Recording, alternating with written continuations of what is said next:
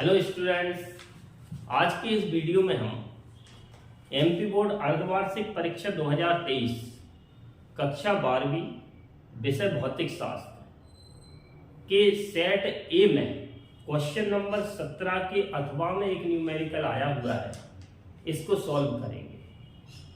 तो सॉल्व करने से पहले आप सभी चैनल को सब्सक्राइब जरूर करें ताकि आगे आने वाले वीडियो आप तक पहुंचते रहें।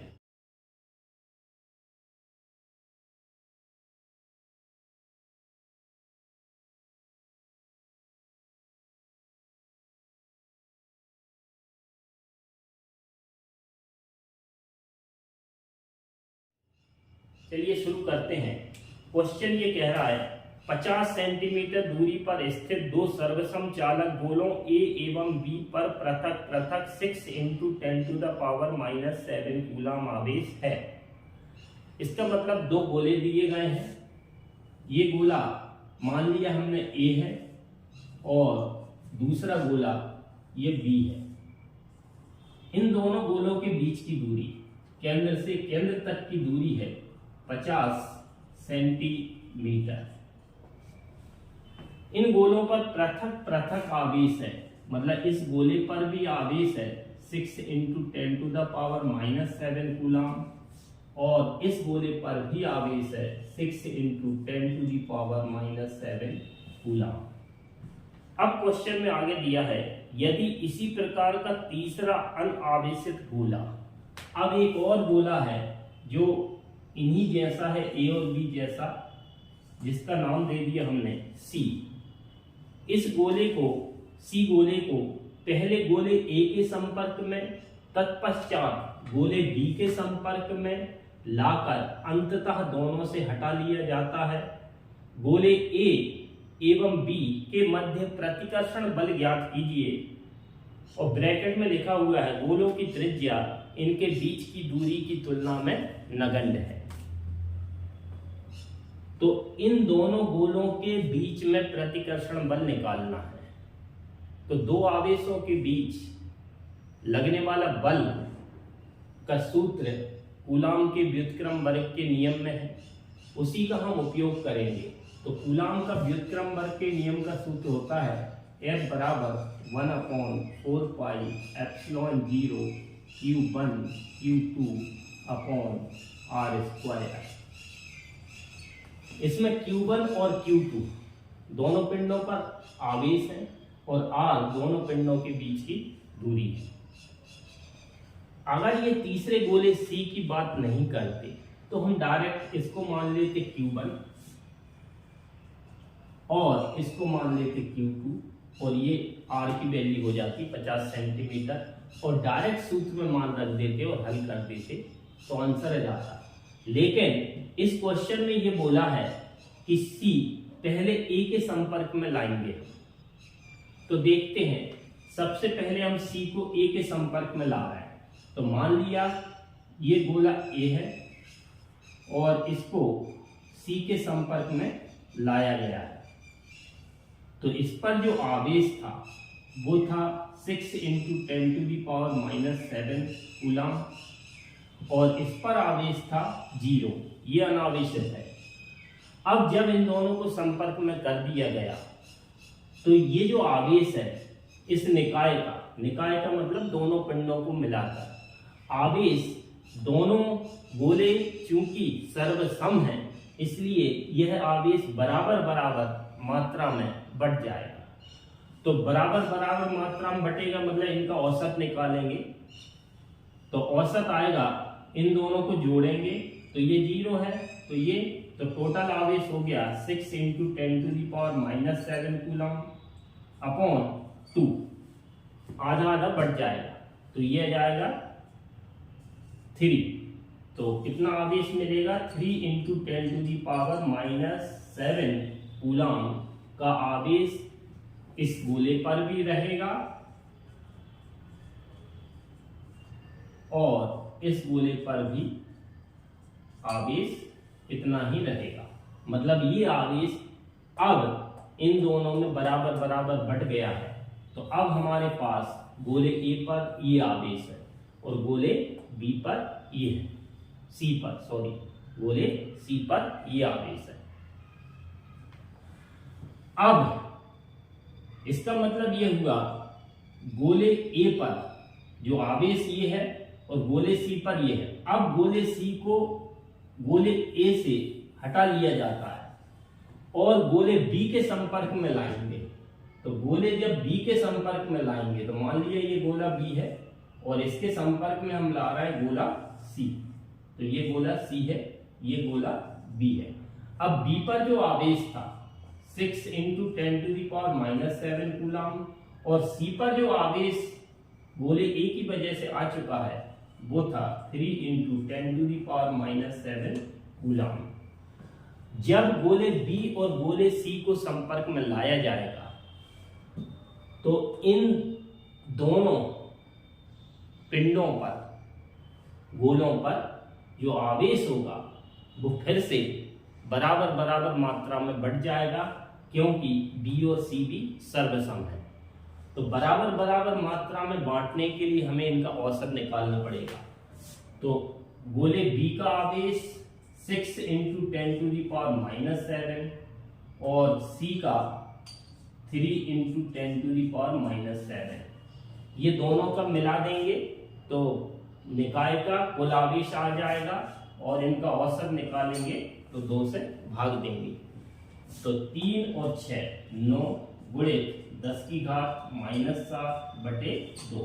अब 2 से काटेंगे तो 4.5। इसका मतलब ये हुआ जब गोले सी को गोले बी के संपर्क में लाएंगे तब गोले बी पर जो आवेश होगा वो हो जाएगा 4.5 × 10⁻⁷ कूलम और सी पर भी आवेश हो जाएगा 4.5 × 10⁻⁷ कूलम।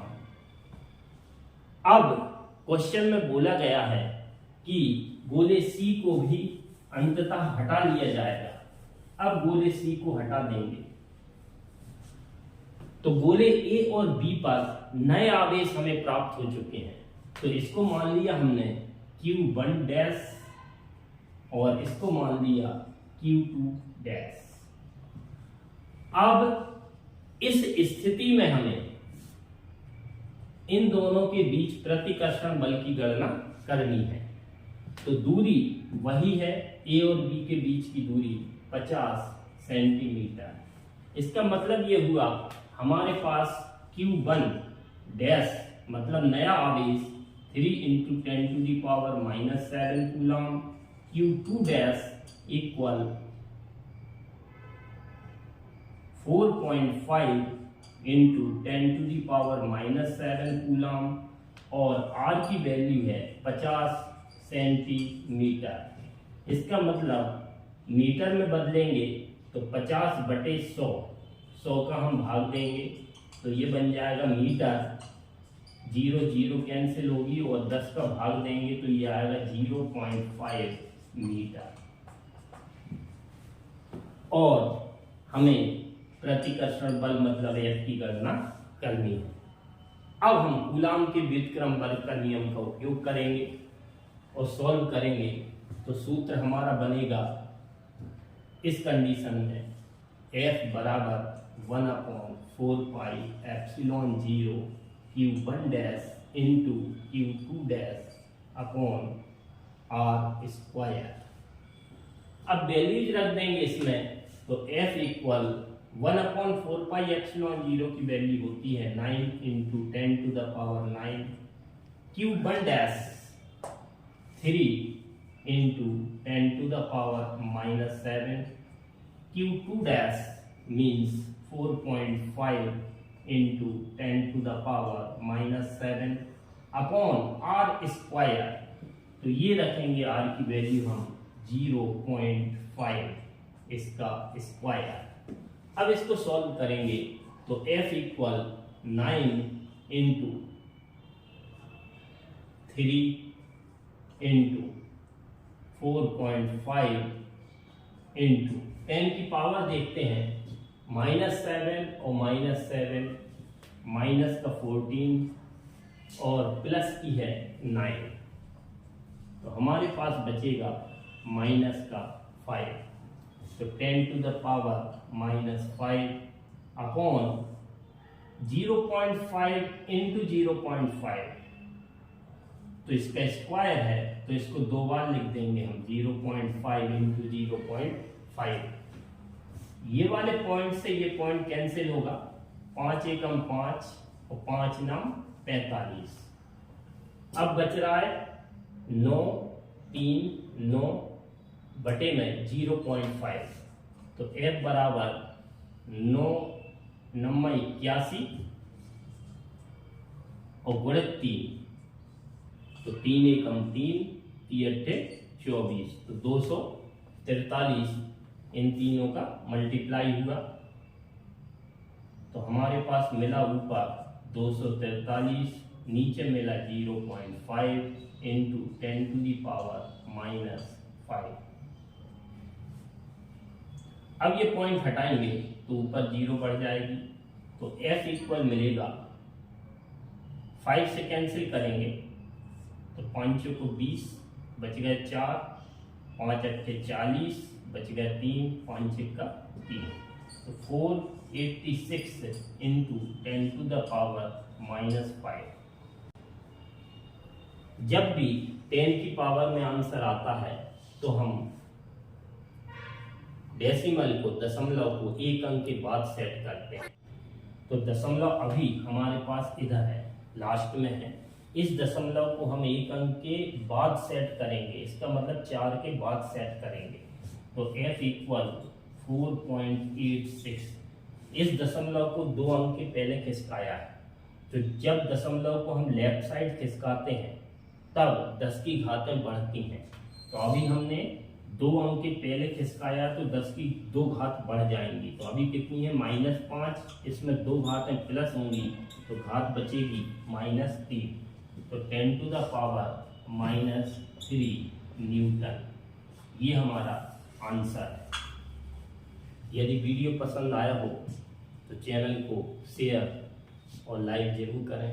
Thank you.